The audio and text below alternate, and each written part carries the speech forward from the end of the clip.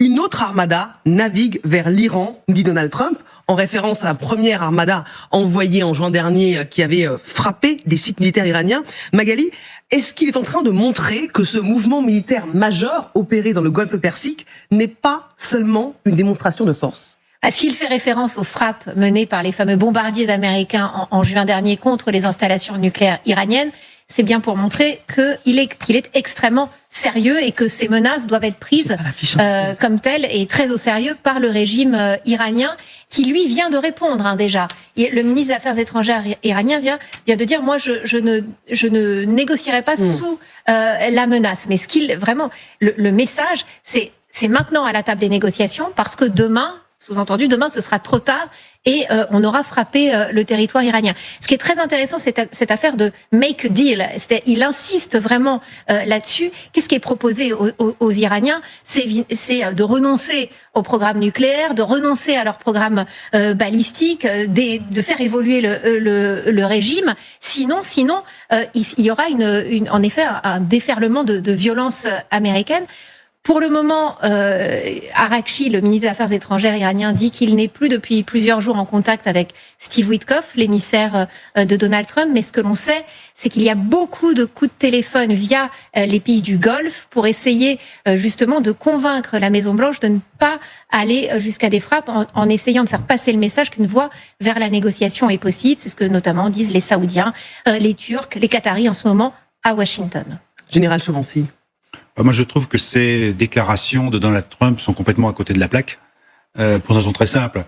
C'est qu'autant il y a quelques semaines, ça aurait pu être utile et vraisemblable, puisqu'il y avait un mouvement populaire. Ce problème, c'est que le mouvement populaire n'a pas débouché sur un changement de régime, que le mouvement populaire n'a pas eu l'armée qui l'a rejoint, il n'y avait pas d'armes, et que le gouvernement en place, le régime en place, avait tous les moyens de rester en place. Donc aujourd'hui, on annonce des groupes aéronavals, en gros ça va être 2 porte-avions, ça va être 150 avions de guerre, on prend ceux qui sont aux 4 armées, qui n'ont pas le droit d'être utilisés pour frapper l'Iran, c'est une centaine d'avions. Tout ça n'a pas beaucoup de sens, parce que il n'y aura pas de changement de régime, puisque c'est l'objectif voulu quand même si on parle de négociation, s'il n'y a pas une force terrestre en quelque sorte. L'aviation ne permet pas de remplir une mission de ce type.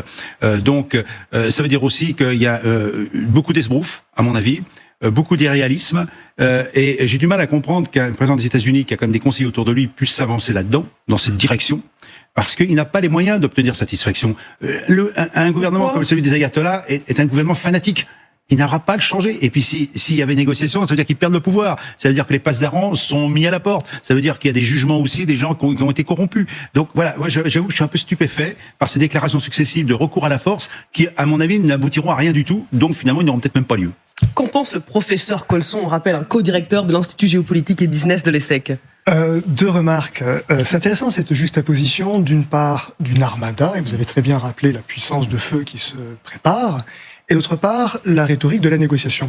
En fait, il y a un lien. C'est que quand on veut amener des gens à une table de négociation, il faut leur apporter la démonstration que, à tout prendre, ce qu'ils vont obtenir de cette négociation sera meilleur pour eux, ou en tout cas moins pire, que l'absence d'accord et le recours à des moyens de coercition unilatéraux. Donc là, Trump dit, écoutez, je veux négocier avec vous, peut-être avec le truchement d'une médiation par un des États du Golfe, mais si vous ne négociez pas, j'ai les moyens de vous faire très très mal. Et ça, c'est une stratégie de négociation. Après, la vraie question, ce sont les finalités. Et vous l'avez très bien dit. Il faut se souvenir que c'est Trump qui, en 2019, a cassé l'accord sur le nucléaire. Il a cassé cet outil qui fonctionnait relativement bien. Et peut-être qu'il se dit 7 ans après, avec ma méthode à moi et mes gros porte-avions, je vais faire mieux. Après, n'oublions jamais, Trump a une focalisation personnelle sur les enjeux de pétrole. L'Iran est un très gros fournisseur de pétrole pour la Chine. Peut-être qu'il a envie aussi que ça soit une partie de la conversation. Partons en Iran retrouver Siavosh Ghazi, correspondant France 24 RFI pour Téhéran. Siavosh, vos remontées de terrain sont très précieuses et je rappelle à vos téléspectateurs que jusqu'ici, il était impossible pour vous de descendre dans la rue face à la pression du régime. Siavosh, que dit-on à Téhéran de la perspective d'une frappe militaire américaine ? Oui, en fait, ici, quand on parle aux gens, tout le monde ne parle que de la possibilité d'une intervention américaine. Les gens sont persuadés pratiquement que il y aura de toute façon une intervention de la part des États-Unis dans les prochains jours ou les prochaines semaines. Tout le monde est persuadé que cette intervention arrivera. Quelle forme ça prendra, on ne sait pas. Ça, c'est le sentiment de la population. Parmi les manifestants, les gens qui ont manifesté, certains espèrent une telle intervention contre le pouvoir, mais d'autres craignent que le pays ne soit déstabilisé, qu'il y ait un chaos. Côté pouvoir iranien, les contacts se sont multipliés depuis hier entre les responsables iraniens, le ministre des Affaires étrangères, le président iranien, qui ont appelé les ministres des Affaires étrangères de l'Égypte, de l'Arabie Saoudite, du Qatar, de la Turquie encore aujourd'hui, donc pour essayer d'éviter une escalade et de permettre un retour à la table des négociations. Mais les conditions qui sont posées par les États-Unis pour un accord avec l'Iran sont selon les autorités iraniennes sont en fait un diktat, c'est-à-dire que les États-Unis demandent que l'Iran renonce totalement à son programme d'enrichissement d'uranium, son programme nucléaire, limite considérablement la portée de ses missiles balistiques, et donc envoie à l'étranger ce stock d'uranium enrichi. C'est des conditions que jusqu'à maintenant l'Iran refuse, et comme l'a dit aujourd'hui encore le ministre des Affaires étrangères Abbas Araghchi, l'Iran n'est pas prêt à négocier sous la menace d'une intervention américaine. Merci beaucoup, Siavosh Ghazi, correspondant France 24 RFI pour Téhéran. Maya Kadra, cette armada américaine en route vers l'Iran, et Donald Trump qui dit « Je vous préviens, la prochaine attaque sera bien pire », est-ce de nature à inquiéter réellement le régime des Mollahs ? Bien sûr qu'ils sont inquiets. Ils ont encore le souvenir très frais dans leur mémoire de la guerre des 12 jours. Ils ont encore le souvenir de l'assassinat de Hassan Nasrallah qui a été éliminé, avec beaucoup aussi de hauts responsables des gardiens de la Révolution éliminés en juin dernier. Donc évidemment que ça leur fait peur. Cependant, dans les éléments de langage du régime iranien, la peur ne s'exprime pas. Il y a toujours la surenchère, il y a des menaces. On a vu qu'il y a déjà des campagnes de propagande qui sont diffusées sur la télévision d'État iranienne contre l'Occident, contre les États-Unis, contre Israël aussi. Donc ils ne montrent pas cette peur. Mais je rappelle que le guide suprême n'est pas apparu en public depuis 10 jours à peu près. Il est quelque part caché dans un bunker au nord de Téhéran. Et concernant Trump, parce que vous parliez tout à l'heure de négociations, et j'aimerais bien rappeler qu'en 2018, il a posé exactement les mêmes conditions pour négocier après le retrait du JCPOA, l'accord sur le nucléaire. Il a demandé aux Iraniens d'abandonner leur programme nucléaire militaire,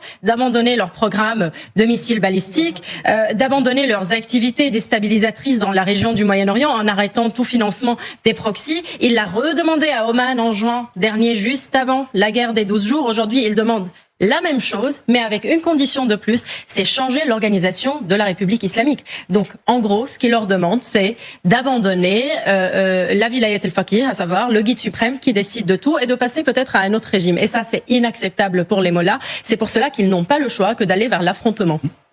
Général Chevancy. Moi, je partage tout à fait ce point de vue. C'est rationnel. C'est tout à fait rationnel dans la logique des rapports de force.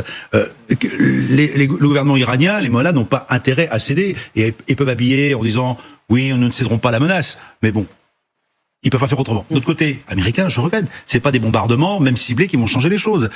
Tant que vous n'avez pas un vrai, je dirais, un mouvement intérieur en Iran, capable de prendre le pouvoir et de proposer des leaders. C'est pas le prince ou le shah d'Iran en exil qui va pouvoir avoir cette action, même si on l'a cité plusieurs fois. Aujourd'hui, pour moi, la révolte iranienne a été un échec complet, au prix de lourdes pertes. Les Iraniens ont été traumatisés. Ils vont pas recommencer à mettre leur poitrine nue devant des balles de mitrailleuse ou des balles de fusil d'assaut. Ils n'iront pas dans la rue comme ça. Donc comment voulez-vous concevoir un changement de régime avec une action extérieure et un désintérêt par raison de la population concernée? On connaît aucune révolution qui se soit passée sans que en intérieur on soit partie prenante. Il n'y a pas de parti d'opposition, à ma connaissance, construit, structuré, capable de prendre le pouvoir à date d'aujourd'hui. Alors peut-être que le fils du Shah pourrait susciter un certain intérêt, c'est peut-être le seul qu'on connaît, parce que nous on le connaît nous. Mais même en Iran, est-ce que le fils du Shah d'Iran est encore représentatif de l'opposition? C'est une question qu'on peut poser. Dans la presse arabe, il y a un autre scénario qui est envisagé. C'est pas un changement de régime, mais en fait c'est un maintien du régime avec une décapitation au sommet en prenant des personnalités du régime, un peu comme sur le modèle de ce qui a été fait au Venezuela, que l'on laisserait en place, mais des personnalités avec lesquelles Washington serait capable de discuter. C'est pour ça qu'on entend parler notamment de l'ancien président Rouhani, considéré comme plus apte à négocier avec les Américains. C'est pour ça que on imagine pouvoir discuter aussi avec le ministre des Affaires étrangères actuel, qui discute, c'est vrai, on le sait, avec l'administration américaine. Donc il y a des personnalités comme ça qui manifestement ont été identifiées par les Américains.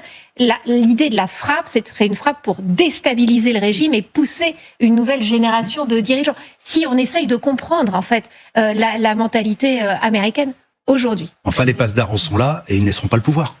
Bien sûr, à ce stade, ils trahiront le pouvoir, certains parmi eux.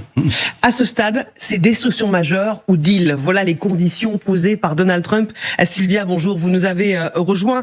Quelles sont les exigences du patron de la Maison-Blanche? Alors effectivement, chaque parti vient avec ses exigences et ses lignes rouges. Selon Donald Trump lui-même, bien l'Iran se dit disposé aux négociations, mais pose plusieurs lignes rouges. Et c'est L'Orient le Jour qui nous en fait part. Y a-t-il des possibilités d'accord? Regardons tout d'abord ce que proposent les Américains. Eh bien, les Américains proposent un changement dans la structure du régime iranien. C'est le départ de l'ayatollah Ali Khamenei qui est recherché, l'abandon de l'enrichissement de l'uranium dont certains centres avaient été bombardés au mois de juin, et un accord également sur l'avenir du pétrole iranien avec un contrôle américain sur ce secteur. Alors du côté des armes, les Américains réclamaient également que le régime renonce aux missiles balistiques. Enfin, ce n'est pas un secret, les États-Unis souhaitent la fin du projet d'influence régionale de l'Iran et la fin de la confrontation avec Israël, le régime actuel qui plaide pour la destruction de l'État hébreu. Que cherche l'Iran à présent de son côté, Marie-Aline? Que veut-il mettre sur la table? Eh bien, la levée des sanctions qui frappent durement le pays, et on sait que les contestations ont démarré pour des motifs économiques, le maintien de l'enrichissement de l'uranium sur son territoire sous supervision internationale. On sait que les négociations sont au point mort à ce niveau-là, et puis l'Iran veut continuer à enrichir à des fins civiles, c'est ce que dit le régime. La réduction de la production des missiles balistiques et de leur portée, et le maintien de son rôle effectivement régional, central, à travers ses alliances. Enfin, la question pétrolière est possible après un accord politique. Alors, on voit bien qu'il n'y a pas vraiment de ligne convergence, il n'y en a pas beaucoup en tout cas entre les deux parties. C'est pourquoi Donald Trump met une pression maximale sur l'Iran et menace de frapper pour modifier le rapport de force à son avantage et peut-être faire émerger de nouveaux acteurs avec lesquels négocier à l'intérieur. Justement, Sylvia, qui pourrait négocier avec les Américains? Eh bien, selon l'Orient le Jour, les Américains proposeraient l'ancien président, notamment Hassan Rouhani, qui est une figure centriste qui pourrait tout à fait prétendre au poste et avoir les compétences pour remplacer Ali Khamenei. D'autres personnes peuvent aussi négocier avec les Américains, le président actuel Massoud Pezeshkian, le ministre des Affaires étrangères aussi Abbas Araghchi, avec une grande interrogation, vous le disiez, général, autour du corps des gardiens de la révolution et de l'armée iranienne. Merci beaucoup Sylvia, grâce à vous on a les conditions de chaque camp. Maya Kadra, est-ce envisageable que le régime iranien renonce à son enrichissement d'uranium? C'est un peu son assurance vie. C'est son assurance vie, mais aujourd'hui, ils n'ont plus la capacité d'enrichir comme avant. Enfin, le programme, je veux pas dire que d'une manière péremptoire qu'il a été neutralisé, mais les frappes de juin dernier ont quand même détruit pas mal de sites nucléaires, dont Arak, dont Fordow, etc. Ce dont le régime dispose aujourd'hui, c'est plusieurs centaines de kilogrammes d'uranium enrichi. C'est en fait le sort de cet uranium enrichi aujourd'hui qui intrigue beaucoup les Américains, mais pas que les Américains. C'est un problème de sécurité, je dirais presque international. Aujourd'hui, ce qu'il leur reste à faire aujourd'hui, c'est vraiment la négociation. Et la négociation, vraiment en abandonnant non seulement le programme nucléaire, en abandonnant aussi l'idéologie de la République islamique d'Iran. C'est la condition, la nouvelle condition, il faut le rappeler que c'est une nouvelle condition qui est posée par les Américains. Et c'est là où Donald Trump ouvre une brèche à toutes les personnalités iraniennes qui voudraient faire défection, par exemple, en disant qu'il faut abandonner ce régime. Là, c'est un message très clair à l'égard peut-être de certains commandants des gardiens de la Révolution qui aimeraient garder une autorité militaire dans l'Iran de demain, mais sans être liés au guide suprême, à Pezeshkian, pourquoi pas, à Rouhani aussi, sachant que Rouhani, ça aussi son nom m'intrigue un peu parce que c'était celui qui allait dans la surenchère en 2018 après le retrait de Trump de l'accord sur le nucléaire. C'était Rouhani, le président iranien, et c'était lui qui menaçait à l'enrichissement et qui à chaque fois augmentait le palier d'enrichissement. C'est pour cela que je trouve son nom un peu bizarre aujourd'hui dans toute cette équation. Et ce qui importe, au cas où le régime tomberait, c'est vraiment la période de transition. Parce qu'à long terme, en Iran, il faut qu'il y ait une démocratie qui s'installe avec un travail sur la constitution, des réformes constitutionnelles, etc. Le travail est très long, mais c'est la période de transition qui est la plus importante aujourd'hui. Aurélien Colson, quand on voit les exigences des uns et des autres, j'ai le sentiment de revivre différemment l'affrontement Poutine-Zelensky. Mais est-ce qu'on imagine les Américains accepter la levée des sanctions, le maintien du rôle régional de l'Iran à travers ces alliances? Alors moi, j'avais 2 remarques à faire. La première, c'est que tous les noms qui ont été cités comme étant des interlocuteurs possibles aujourd'hui pour les États-Unis, aucun d'entre eux n'a le soutien du peuple iranien. Oui. Aucun d'entre eux. Non, mais bien sûr. Et le scénario à la vénézuélienne est tout à fait probable, à savoir qu'on décapite et puis après on fait des affaires, on règle nos petites choses, etc. Sachant que les dirigeants de l'Iran sont intensément corrompus, ce qui ouvre tous les arrangements possibles quand on traite avec quelqu'un comme Trump. L'autre remarque que je voulais faire, c'est que cette affaire elle concerne d'abord évidemment le peuple iranien, évidemment, mais il ne faut pas oublier que l'Iran est une puissance déstabilisatrice de l'ensemble de la région, la Syrie, l'Iran. Durant la coupure Internet, durant les journées de répression sauvage qui ont ensanglanté les rues d'Iran, curieusement, il y a eu moins de cyberattaques en Europe. Et par exemple, en Grande-Bretagne, il n'y a plus eu autant de messages pro-indépendance de l'Écosse. Parce que l'Iran joue ce jeu-là aussi. Et vous avez tous les jours et chaque nuit en Ukraine des civils massacrés par des armements envoyés par l'Iran à son allié russe. Donc c'est aussi cette géopolitique-là qui compte. Malheureusement, je ne pense pas que ce soit la priorité du président Trump dans cette affaire. Une fois de plus, c'est de régler l'affaire du nucléaire. C'est aussi de montrer sa puissance. Je pense que c'est un très très important chez Trump. Il ne résiste pas à la tentation de montrer sa puissance. Et dans certains couloirs de Washington, c'est un peu terrible, mais certains soulignent qu'il fallait bien l'Iran pour détourner l'attention de Trump du Groenland. Voilà, il fallait occuper le président sur autre chose. C'est dans ce contexte que Téhéran menace ses voisins de représailles. L'Iran considérera les pays voisins comme hostiles si leur territoire est utilisé pour des frappes. Les Américains et leurs alliés potentiels sont ainsi prévenus. Est-ce pour cette raison, Magali, que les pays du Golfe prennent peur? On sait que MBS, comme on le surnomme, se dit hostile à des frappes américaines. Oui, mais les monarchies du Golfe sont depuis maintenant le début du mois de janvier, depuis les menaces de Donald Trump d'une intervention, debout sur le frein, parce qu'en effet, ils redoutent une déstabilisation régionale, une déstabilisation aussi des cours du pétrole. Évidemment, tout le monde a cela en tête. Et c'est vrai qu'ils plaident beaucoup auprès de Donald Trump pour ne pas intervenir et laisser une chance à la négociation. C'est vrai pour Mohammed Ben Salman. C'est vrai pour les dirigeants du Qatar. Le ministre égyptien des Affaires étrangères aussi est en contact avec la Maison Blanche. Tout le monde cherche vraiment à essayer de retenir la main de Donald Trump en essayant de lui faire passer le message qu'il y a une voie pour obtenir ce qu'il veut, non pas par des frappes, mais par la négociation. Pour le moment, il y a eu des contacts, on le sait, encore récemment, entre Steve Witkoff, l'émissaire de Trump, et le ministre des Affaires étrangères iranien. Steve Witkoff est mêlé à cette négociation et est un intermédiaire des monarchies du Golfe, justement, qui essaye de faire passer le message. Je vois lever les yeux au ciel, mais il est toujours dans un grand absent de tout ça, c'est bien sûr Marco Rubio. Et Marco Une fois de plus, qui voit passer les trains. Absolument.